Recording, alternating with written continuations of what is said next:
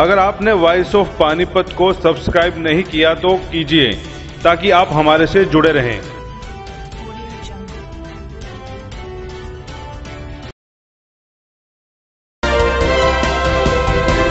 Bar council Punjab और हरियाणा के नवनियुक्त चेयरमैन डॉक्टर विजेंद्र अहलावत का पानीपत बार में पहुंचने पर बार एसोसिएशन की तरफ से जोरदार स्वागत किया गया। जिला बार के अध्यक्ष निर्मल गुर्जर ने बार की तरफ से लाइब्रेरी के लिए फंड और कंप्यूटर लेने की डिमांड चेयरमैन के सामने रखी। चेयरमैन साहब, मैं छोटी सी डिमांड रखूंगा अपनी बार की तरफ से, तो शायद हमें उम्मीद है कि वो हमारी पूरी होगी। सर, एक तो लाइब्रेरी के लिए हमें कंप्यूटर की आवश्यकता है, और सर एक आज के टाइम में हमारा परिवार दिन प्रतिदिन बढ़ता जा रहा है और इसके लिए हमें बार रूम की आवश्यकता है, जो कि जमीन हमारे पास सरकार से मिल सकती है, और उसके अंदर हम आपका सहयोग चाहते हैं ताकि हम चंडीगढ़ आपके पास आए और बार रूम के अंदर आप हमारा और हमारी बार का सहयोग करें। विजेंद्र अहलावत ने 1 लाख रुपए लाइब्रेरी के लिए देने के साथ साथ 1 लाख रुपए अलग से कार्यक्रम ही बार के नाम चेक द्वारा दे दिए और साथ ही कंप्यूटर सॉफ्टवेयर और पुराने कंप्यूटर को अपग्रेड करने की घोषणा भी की। चेयरमैन विजेंद्र अहलावत ने कहा कि शीघ्र ही पानीपत में सेमिनार आयोजित किया जाएगा, जिसमें सुप्रीम कोर्ट और हाई कोर्ट के सीनियर वकील युवा वकीलों को संबोधित करेंगे और साथ ही एडवोकेट वेलफेयर एक्ट को प्रभावी ढंग से लागू करवाने के लिए जोर दिया जाएगा ताकि रिटायरमेंट के बाद पेंशन और मेडिक्लेम जैसी फैसिलिटी का लाभ वकीलों को मिल सके। मैं सर्वप्रथम आप सभी का तहे दिल से धन्यवाद करता हूँ, वही आप सबको नमन करता हूँ। आपने जैसे एक छोटे से व्यक्ति को लगातार 2 बार मौका दिया कि मैं बार काउंसिल में आप लोगों की सेवा करूं। आज की जो आपकी उपस्थिति है ये आभास करवाती है कि शायद आप कुछ हद तक मेरे काम से संतुष्ट हैं, लेकिन मैं आपसे वादा करता हूं कि जो आज आपने मान सम्मान और प्यार दिया है उससे मुझे और अधिक काम करने की शक्ति मिलेगी, और मैं आपको विश्वास दिलाता हूं कि पानीपत बार के लिए मैं अपनी तरफ से कोई कसर नहीं छोड़ूंगा। इस अवसर पर विजेंद्र अहलावत के बड़े भाई वरिष्ठ अधिवक्ता परीक्षित अहलावत, छोटे भाई डीएसपी नरेश अहलावत के अलावा बार के पदाधिकारी और वकीलगण मौजूद रहे।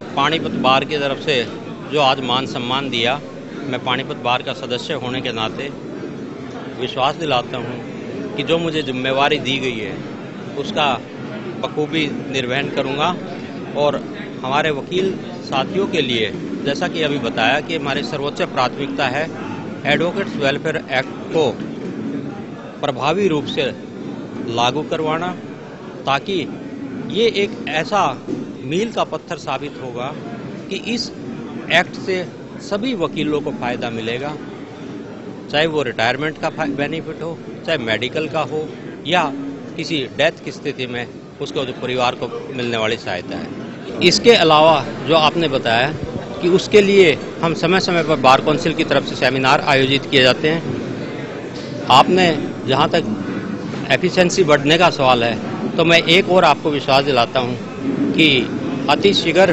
पानीपत में हम एक बहुत बड़ा सेमिनार करेंगे, जिसमें बड़े बड़े हाई कोर्ट या सुप्रीम कोर्ट के न्यायाधीश महोदय को बुलाएंगे, ताकि और बार के सीनियर लॉयर्स जो हैं वो अपने एक्सपीरियंस साझा कर सके, उनको दिशा निर्देश दे सके।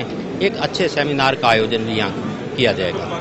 पानीपत बार के लिए इनकी डिमांड थी कंप्यूटर के लिए, कंप्यूटर के अलावा हमें सॉफ्टवेयर, और बार काउंसिल की तरफ से पानीपत को 1 लाख रुपए लाइब्रेरी का, और उसके अलावा 1 लाख रुपए और बार काउंसिल की तरफ से पानीपत बार एसोसिएशन को। तो कुल मिलाकर पानीपत बार एसोसिएशन को 2 लाख रुपए, एक कंप्यूटर और सॉफ्टवेयर वो हमने देने की घोषणा की है।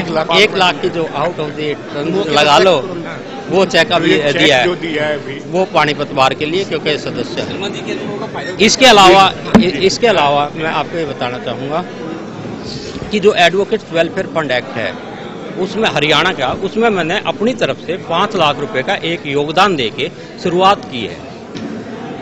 इसके अलावा जैसे बताया कि अगर किसी वकील की आकस्मिक मृत्यु हो जाती है तो उसमें 1.5 लाख से लेकर 4.5 लाख रुपए तक का उसके आश्रित को लाभ मिलेगा।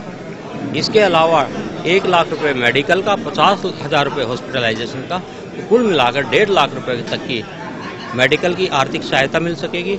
इसके अलावा विश्वास दिलाता हूँ कि आने वाले समय में वकीलों को जो पेंशन की सुविधा मिलेगी वो 4.5 लाख रुपए तक की वो भी मिलेगी और हर हालत में मिलेगी। सभी वकीलों का इसी प्रकार सहयोग रहा तो ये सपना भी शीघ्र साकार होगा। धन्यवाद। महान ग्रंथ गीता की जयंती पर आर्य कॉलेज के खेल ग्राउंड में 3 दिवसीय जिला स्तरीय गीता जयंती महोत्सव मनाया जाएगा। इस गीता जयंती महोत्सव का शुभ आरंभ 28 नवंबर को होगा और 30 नवंबर को समापन समारोह का आयोजन किया जाएगा। इसके लिए पानीपत शहर के लोगों को जागरूक करने के लिए शहर में गीता रथ यात्रा निकाली गई, जो कि गांव-गांव जाकर ब्लॉक के हिसाब से प्रचार करेंगे और ज्यादा से ज्यादा लोगों को समारोह में पहुंचने का आह्वान करेंगे। भाजपा के वरिष्ठ नेता नितिन भाटिया ने हरी झंडी दिखाकर रथ को रवाना किया। सभी को बधाई देना चाहूँगा कि आज हमने गीता जयंती जो अंतर्राष्ट्रीय स्तर पर मनाई जा रही है उसका शुभारंभ स्टार्ट कर दिया है। एक रथ, गीता रथ हमने आज निकाला है लोगों को ये जानकारी देने के लिए कि गीता का जीवन में क्या महत्व है। और पानीपत में हम डिस्ट्रिक्ट लेवल पे 28, 29, 30 को इसका बहुत भव्य आयोजन करने जा रहे हैं। 28, 29, 30 को प्रातः और साय को सांस्कृतिक कार्यक्रम होंगे आर्य कॉलेज के ग्राउंड में। 29 को शोभा यात्रा निकलेगी शिव मंदिर से सुबह 10 बजे। उसमें हमारे महर्षि गीता महर्षि जो ज्ञानानंद जी हैं वो भाग लेंगे। 30 को 3 से 5 बजे आर्य सभा के जो उनका सभागार है उसमें हमारा गीता संगोष्ठी होगी। ये रथ जो है आज सभी संस्थाएं, और आज आप ये भी देखेंगे कि हमारे ग्रामीण सरपंचेस जो हैं वो भी बढ़ चढ़कर भाग ले रहे हैं, खूब अपना योगदान देने के लिए आए हैं। पिछली बार हमसे ये कहीं चूक रह गई थी कि ग्रामीण धरातल से हम लोगों को नहीं जोड़ पाए थे।